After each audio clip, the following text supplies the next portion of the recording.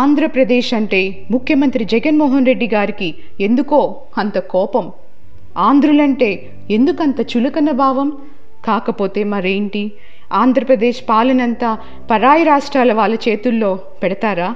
సమైక్య ఆంధ్రప్రదేశ్గా ఉన్నప్పుడే ఆంధ్రులపై విషం చిమ్మిన తెలంగాణ సీనియర్ జర్నలిస్టులు కొండుబట్ల రామచంద్రమూర్తి, దేవులపల్లి అమర్, అరవింద యాదవ్, జీవీడి కృష్ణమోహన్, తిరుమల రెడ్డి వంటి వారితో పాటు పదుల సంఖ్యలో తెలంగాణ వారిని ఏపీ సలహాదారులుగా సీఎంఓలోనూ మోహరించారు.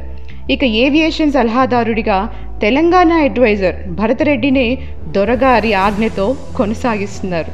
టీటీడీ పాలక మండలిలోనూ సగానికి పైగా తెలంగాణ రాష్ట్ర ప్రముఖుల్ని దింపారు.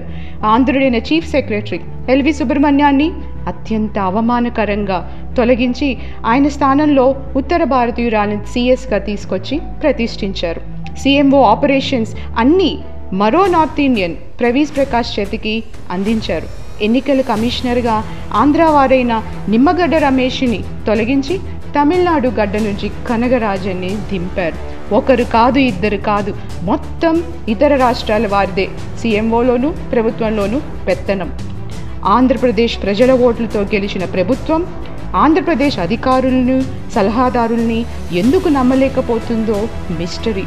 ప్రపంచమంతా ఆంధ్ర మేధావుల సేవలు వినియోగించుకుంటుంటే ఆంధ్ర పాలకుడేమో ఆంధ్ర తప్పించి ఏ రాష్ట్రం వారైనా ఏ పోస్టుకైనా ఓకే అంటున్నారు. నేను ఆంధ్రుణ్ణి. మైక్రోసాఫ్ట్ సీఈఓ సత్య నాదెల్లది నా రాష్ట్రం. ఒకప్పటి ఎన్నికల సంస్కర్త కేజే రావుది నా రాష్ట్రం.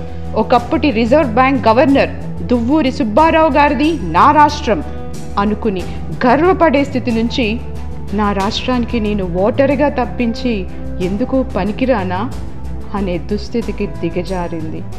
ఇప్పుడు నా ఆంధ్రప్రదేశ్ చేతకాని చేవ చచ్చిన రాష్ట్రం.